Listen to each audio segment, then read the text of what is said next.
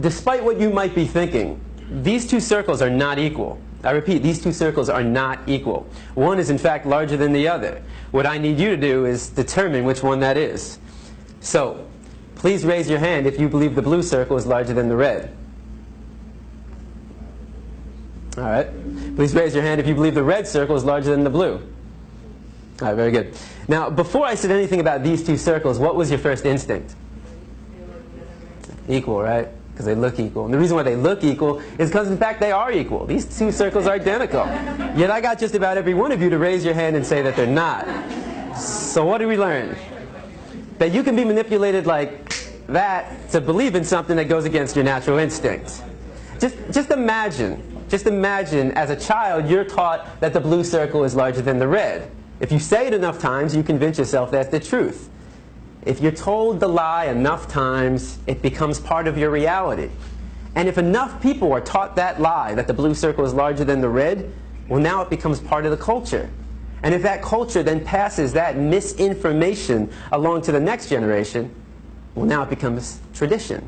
And what we have to remember is that just because we have a tradition doesn't mean it's morally acceptable. Tradition and morality are not always the same. I mean, can you think of any traditions that we once had in the United States of America that we no longer have? That today we think back and that was immoral? Slavery, right? Less than 200 years ago. And that was a tradition. So the traditions we have today doesn't necessarily mean they're morally acceptable. And as we evolve as a culture, so do our traditions. Now, The Matrix is a story. It's a story. When told enough times to enough people, it becomes part of that culture. It becomes the tradition. And this story is being told over and over every day. In fact, if you believe the image on the carton is where you're getting your milk from, you're deceiving yourself. This is a fantasy. It only exists in your head. It's a blue pill fed to you by the industry to get you to buy their product. This is the Matrix, the lie we tell ourselves about where our food is coming from. The reality is far more disturbing. 90 to 95% of the milk, the meat, and the eggs that we consume in the United States are coming from these conditions. In fact, every year in the United States, 10 billion, right? 10 billion are being slaughtered for food. So what that works out to be is that every second in the United States, 300 animals are killed, just like that. So 300, 600, 900, 1,200. By the time I'm done talking today, there'll be over 1 million animals that have been slaughtered. And most of us don't even blink an eye. I mean, how is it possible that in the United States of America we can slaughter 300 animals every second and not question that? Because of the story we've been told. The story justifies the action. If you say it enough times, you actually convince yourself that's the truth. How many of you were taught as a child you need to eat meat to get protein? I mean, I know I was. How many of you were taught you need to drink cow's milk to get strong bones? Not dog milk, not chimpanzee milk, not elephant milk, not rhino milk, not hippo milk, not tiger milk, not lion milk, not giraffe milk, not elephant milk. Did I say that already? I think you get the point. Not even our own mother's milk, but we need to drink cow's milk to get strong bones.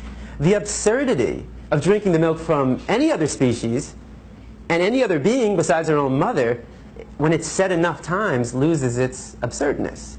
Now, the first thing we've been taught is that our diet is natural. You know, we eat meat, dairy, and eggs, so therefore it must be natural. So let's find out.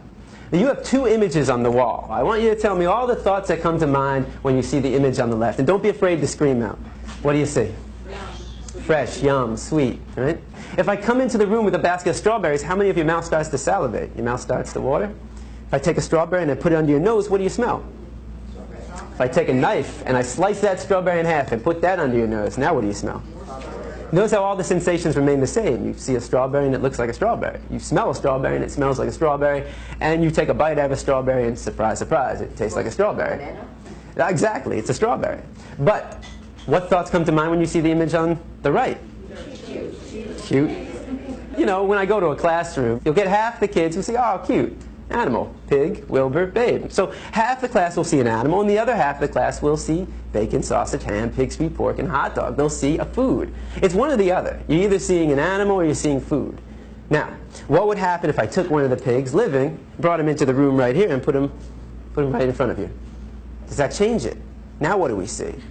And I mean, what would we think if one of us got up and started chewing on the pig? Not very normal. If I come into the room with a pig under my arm, how many of your mouth starts to salivate? Right? If I took a knife and I sliced that pig in half and put that under your nose, now what do you smell?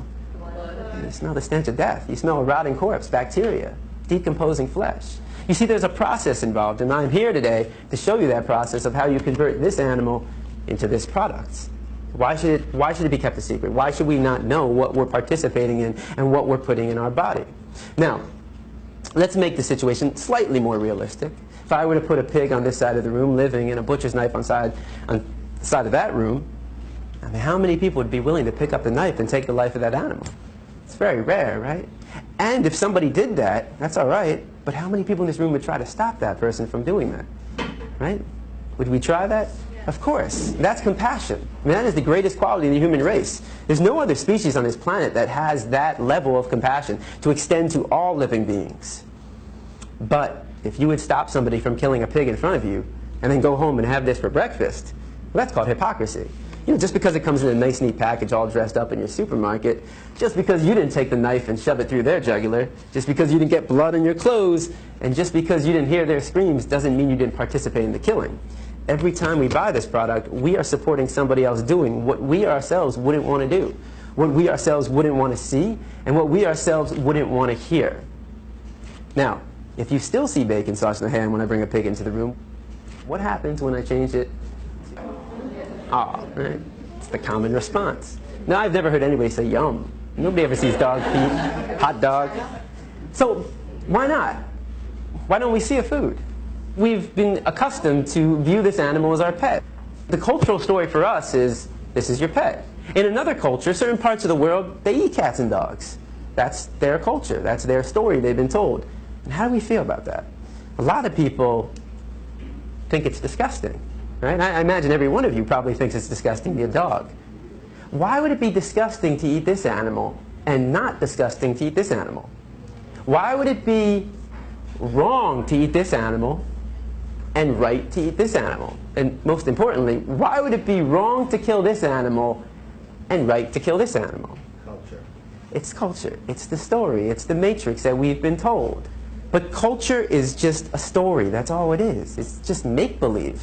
What I'm concerned with is what is natural to the human species. Because every culture has a different story. So let's take a 3-year-old from any country in the world, and you put that 3-year-old in a room, and you line up 5 animals in front of that 3-year-old. A pig, a dog, a cow, a cat, and a chicken. Do you think the 3-year-old is going to know which one to eat and which one to pet? What's the 3-year-old most likely going to do, or try to do? Play with them all. He's going to try to play with them all. The 3-year-old has to be taught, no, no, no, no. Don't play with him. Eat him. Play with him. Pet him. That's what we were taught. We didn't choose our diet. Our diet is a learned behavior. We were raised to perceive this animal as your pet and this animal as your food. If you don't walk outside right now and you saw somebody taking a baseball bat to a dog's head, what would you do? You take action. At the very least, you'd call the police because you recognize that as a violation of this animal's right to be free from harm. Now, if you were to walk outside right now and you saw somebody taking a baseball bat to a pig's head, would your emotional response not be the exact same thing? Of course. Because the question for you is, what's the difference? What's the difference between the two? Right? Is there a difference? You might think one is cuter than the other. But that says more about you than anything about these two animals. You know, a lot of kids will say, well, the nose looks different. I say, but they both got a nose to smell. Some kids will say, well, he's got hooves and he's got paws. I say they both got feet to walk and run. Some kids say, well, his ears are going up and his ears are flappy. They both got 2 ears to hear. They both got 2 eyes to see. They both got a heart to beat and a mind to think. And the reason why we would take action for both of them is because we recognize the equality between them and not the difference. Any difference is insignificant. The similarities, though, are striking. We know they're equal, yet every time we sit down for a meal, we create that separation. We create that inequality.